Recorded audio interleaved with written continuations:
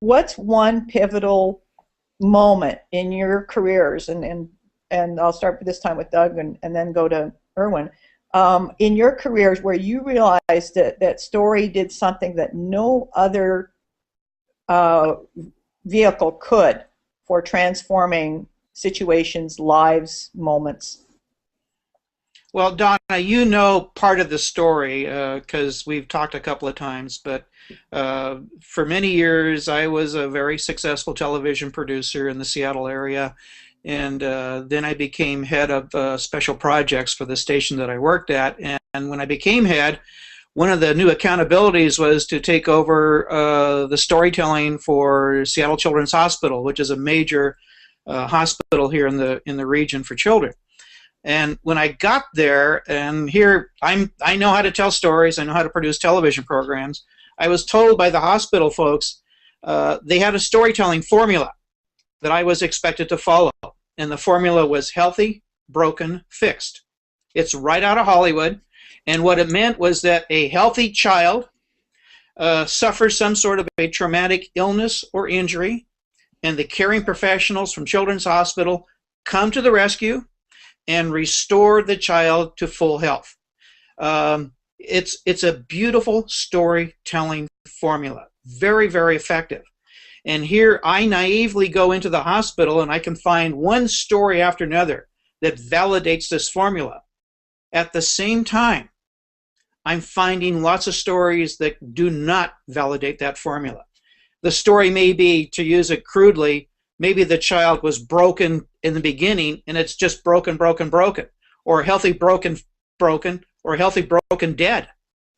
So there were lots of other types of stories, and I thought at one point that the hospital was missing out on some really powerful storytelling. And a pivotal moment for me was a very simple occurrence, a moment in time where I saw a family coming up to Children's Hospital, and each member of the family, a mom and a dad and 3 boys, were each carrying an armful of tulips.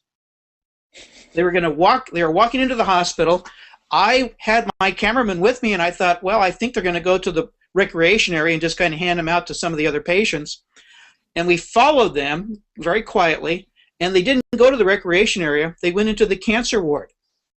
And I saw the mom walk down this hallway to a nurse's station and stop halfway there, and she started to cry.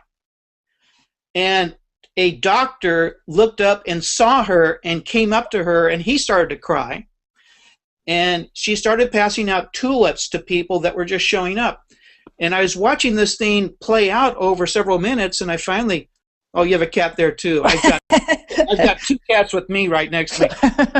So I'm watching this thing play out, and I finally had the time to go over there and talk to the mom and dad. What's going on here? And they said, this is our first time back at the hospital since these wonderful folks failed to save the life of our child. Wow. And it just hit me that, wow, what a powerful story to tell. We're so used to telling stories of success, where moms and dads are able to bring a healthy child back from the hospital and bring them back home. The staff failed to save the life of their child, of their wonderful son, Eric. And yet they were back there to celebrate and thank these people.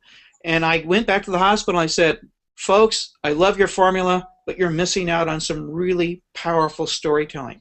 And so I was able to help them create a profound shift in how we tell the stories there, to go, it doesn't matter what the formula is, it's all about the care that this family, this patient receives at any given moment, because we're there to provide the very best care possible regardless of what happens. So it was one of those pivotal aha moments, like, oh my God, I see the story, I see the profound nature of it, it goes against this formula, but the formula doesn't necessarily need to apply. So we have organizations that are going along really nicely and everything's working fine, and yet sometimes an organization is going to encounter some sort of stress. What can they do to work around that? What type of story do they tell about this problem that they're experiencing in any given moment? Many organizations are not equipped to do that because they have to follow the healthy, broken, fixed in the formula. quest to find a better way, it's important to leave no creative stone unturned. And one of the things I've noticed is people hear storytelling and they go, oh, it's all fuzzy and woo-woo. I was talking to Steve Denning, who pioneered this field. That's the Stowe Stampede, and asked him the same question to get his point of view. And I love his answer, and that I completely agree with. Like, it is the only thing that works, right? We were both quite desperate when we stumbled upon it, and it literally was the only thing that worked to change. If you want to change more than just a process, and if you're looking at changing cultures and mindsets, you have to go and use it. It should be part of your toolkit, because there's no other way to get it done.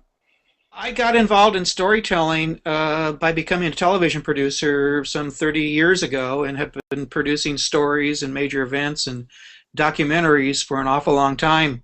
And along the way I discovered, and these are the stories that were moving the company and individuals to achieve incredible results or shutting them down.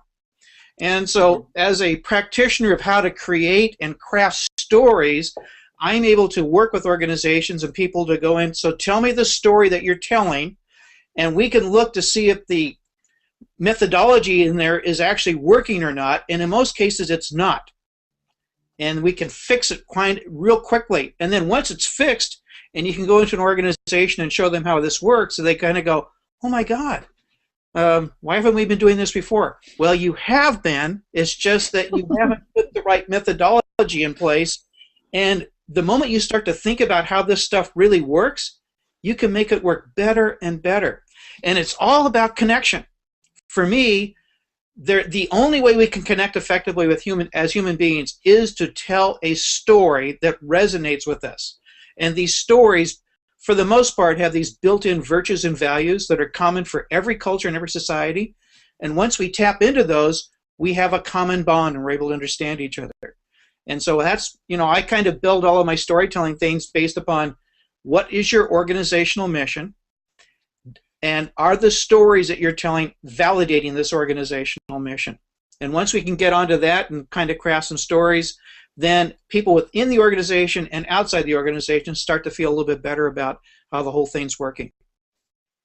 That there's an incredible power through storytelling to help us connect with each other, and then started doing some research on it and started to connect the dots, and now I actually teach people how to make this stuff work.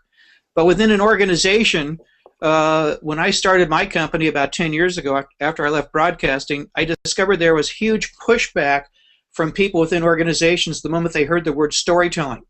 And then I saw this marvelous book from Steve Denning come out, and Steve was trying to share his experiences with the World Bank, and I went, oh my God, here's one guy who's actually figured it out, and I can use some of what Steve experienced with a major global organization here in the Seattle area with organizations that thought, oh, we don't need all this storytelling hoo-ha.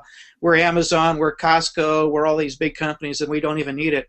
And yet I had them discover through some conversations, especially at Microsoft, that all of the conversations that are going on are actually stories.